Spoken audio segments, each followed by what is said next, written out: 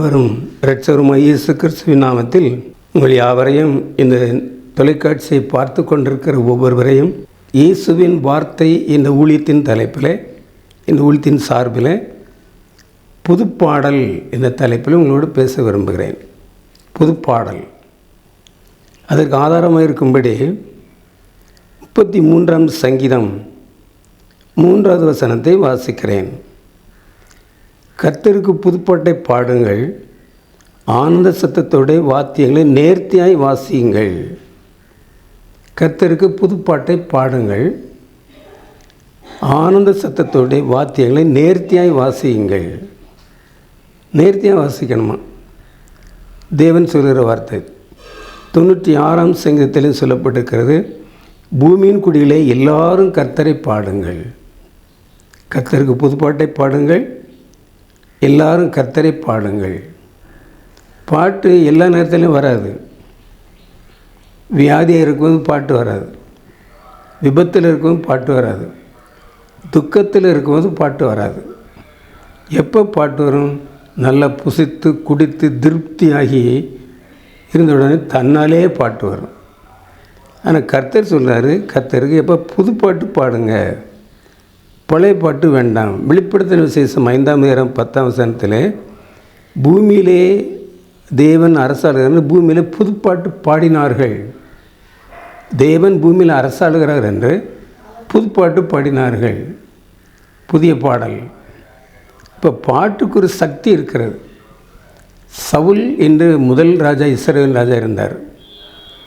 அவர் அவருடைய சொந்த மருமனத்தை அவர் ஸ்தானத்தில் அரசனாக்கினார். இந்த அரசனாக்க விரும்பினார்.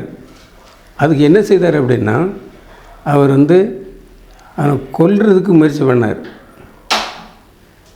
கொல்றதுக்கு முயற்சி பண்ணுறார்.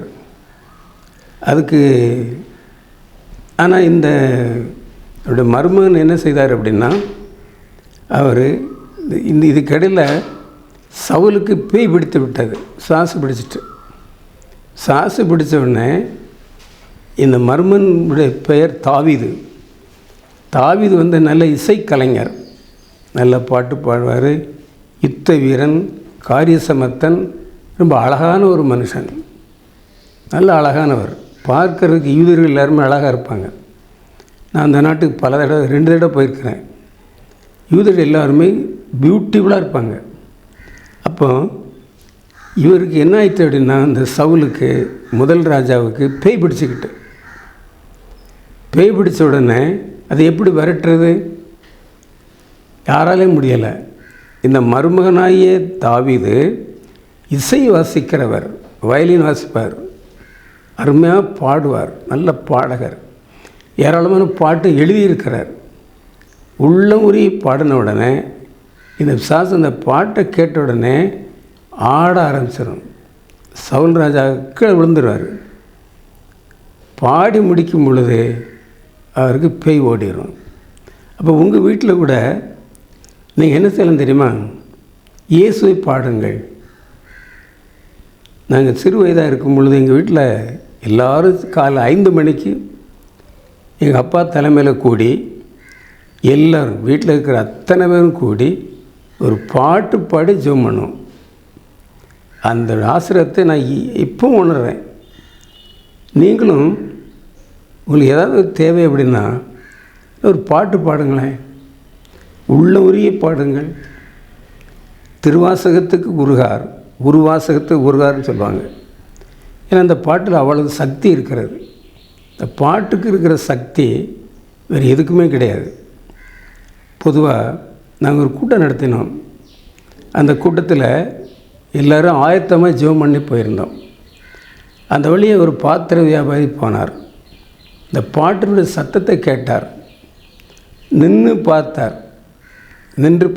பாத்திரத்தை இருக்க சைக்கிளை அங்கே இருக்க தென்னை மரத்தில் சாத்தி வச்சுட்டு இந்த பாட்டை கேட்டார். இது உண்மை சம்பவம். இந்த பாட்டை கேட்ட உடனே அவர் உள்ளே போய் உட்காருன்னு நினச்சார். இந்து தான், கிறிஸ்தவர் அல்ல. இந்த பாட்டுடைய குரல் அவளை இழுத்தது. பாட்டு சத்தம் கேட்டு உள்ளே வந்து உட்காந்துட்டார். அந்த வியாபாரத்துக்கு போகல. பாத்திரமெல்லாம் வெளியே தான் இருக்குது. விற்பனை செய்ய வேண்டிய பாத்திரமெல்லாம் வெளியே இருக்கிறது. இந்த பாட்டு சாயந்தரம் 4 மணிக்கு தான் முடிஞ்சது. முடிஞ்ச பிற்பாடு சொன்னார், இனிமேல் நானும் கிறிஸ்தவன். இல்லையா, நானும் இனிமேல் கிறிஸ்தவன். ஏன் அப்படின்னு சொல்கிறீங்க அப்படின்னு கேட்டால், இந்த பாட்டுடைய சத்தத்தை கேட்டேன். இப்போ வீட்டில் இருக்கிற மனைவி பிள்ளையெல்லாம் கூட்டிகிட்டு வந்தார். மறு ஞாயிற்றுக்கிழமை கூட்டிகிட்டு வந்து அவர் சொன்னார், இந்த பாடல் பாடினாங்க பார்த்தீங்களா இந்த ஜெப கூட்டத்தில், அது என்னை அப்படியே தொட்டுருச்சு, நான் உள்ளே உருகிட்டேன். அதெல்லாம் சொன்னார், கர்த்தருக்கு புதுப்பாட்டை பாடுங்கள். நீங்கள் பாடினீங்கன்னா ஒரு பெரிய கிருபை இறங்கும். 32ஆம் சங்கீதம் 7வது வசனத்தில் இரட்சண்ய பாடல்கள், இரட்சண்ய பாடல்னா பாவமன்னிப்பை கொடுக்கக்கூடிய அளவுக்கு பாடல், பாவமன்னிப்பை கொடுக்கக்கூடிய அளவுக்கு பாடல். ஒரு பாட்டு பாடணுன்னு, ஐயோ நான் பாவி, நான் கடவுளை உண்மையாக வணங்க வேண்டும்ங்கிற எண்ணம் உண்டாகிவிடும். சில சமயங்களில் பாடுறோம், சினிமா பாட்டை பாடிக்கிட்டு இருக்கிறோம், டப்பாங்குத்து பாட்டு பாடுறாங்க. அதெல்லாம் வேதத்தில் சொல்லப்பட்டிருக்கிறது வேசியின் பாடல் என்று சொல்லப்பட்டிருக்கிறது. வேசியின் பாடல் அது தேவனுடைய பாடல் அல்ல. ஒரு முறை இந்த வேத புத்தகத்தில் சொல்லப்பட்டிருக்கிறது, அப்போஸ்தலர் 16:25 ஊழியம் செய்கிற 2 பேர், பவுல் சீலா என்ன ஒரு பெயர்கள், அந்த காலத்தில் வாழ்ந்தவர்கள், கிறிஸ்தவ மதத்திற்கு ஒரு பெரிய தாக்கத்தை உண்டு பண்ணினவர்கள், அதாவது மறுமலர்ச்சி உண்டு பண்ணினவர்கள். அந்த அரசு அவர்களை பிடித்து சிறைச்சாலையில் போட்டுருச்சு. அவங்க ஜெயிலில் போயிட்டாங்க. நாங்கள் கூட இந்த காஞ்சிபுரத்தில் தெருவில் பாட்டு பாடிட்டு போனோம். சுவிசேஷ ஊழியம் போகும்போது அங்கே நிறைய பிராமணங்க தான் இருக்காங்க.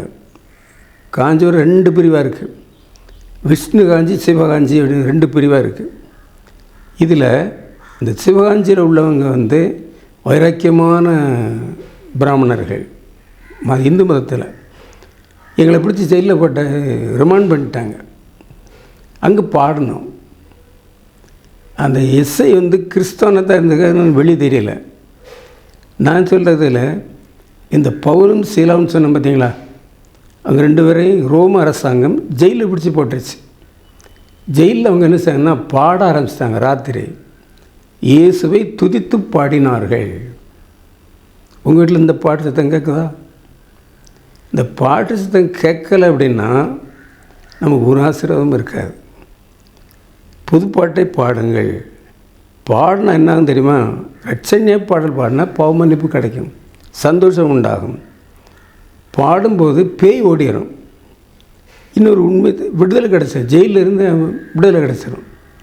அவன் விடுதலை பண்ணிட்டான். அந்த பாட்டு பாடினோன்னு சிறைச்சாலை தானாய் திற உண்டுருச்சு. யாரும் திறக்கலை, திறந்து வெளியே போங்கன்னு சொல்லலை, தானாக போய் திறந்துட்டு வெளியே போயிட்டாங்க. அடைச்சி போட்டவனுக்கு மரண தண்டனை கிடச்சிது, இவங்களுக்கு பரலோக பாக்கியம் கிடச்சிது. ஏன் தெரியுமா? கர்த்தருக்கு ஆவியோடும் பாடணும், கருத்தோடும் பாடணும். பாட்டு லேசான ஒரு இது இல்லை, ஒரு தேவனை இழுத்து வர பண்ணுகிற ஒரு பாடல், ஒரு அனுபவம். இந்த அனுபவத்தை யாரெல்லாம் வேணும்னு பெற்றுக்கொள்கிறீர்களோ அவர்களுக்கு இயேசு சொல்வார், எப்பா ஒரு கண்ட பேய் ஓடிடும், நீ ஜெயிலில் போட்டாலும் உன்னை விடுதலை பண்ணிடுவாங்க. ஒருவருக்கு ஒரு விதமாக பாட்டு இந்த பாடும் பொழுது கர்த்தருடைய கிருபையினை தாங்கிறது. கர்த்தருக்கு புதுப்பாட்டை பாடுங்கள். நம் டெய்லி பாடி மகிழ்வோம். இன்றைக்கு உங்கள் வீட்டில் இந்த அனுபவத்தை ஆரம்பிப்பீங்களா? நீ உள்ள உருகி பாடுவீங்களா? பாடினா இயேசுனுடைய கிருபை கட்டாயங்களை தாங்கும். பரலோகத்தில் நமக்கு என்ன வேலை? எப்பொழுதும் 24 மணி நேரம் இயேசுவை துதித்து பாடுவதுதான் நமக்கு அங்கே வேலை. அங்கே விவசாய வேலையோ வியாபாரமோ அரசாங்கமோ தொழிற்சாலை ஒன்றும் கிடையாது. நம்ம எல்லோரும் ஆவியாக இருப்பாங்க, தெய்வ ஆவியாக இருப்போம். அப்படிப்பட்ட ஒரு பாக்கியத்தை இந்த பூலோகத்தில் பெறணும் அப்படின்னா இயேசுவை துதித்து பாடுங்கள், பாடி மகிழுங்கள். கர்த்தர் உங்களை ஆசீர்வதிப்பார். ஒரு சின்ன ஜெபம் பண்ணிடுமா?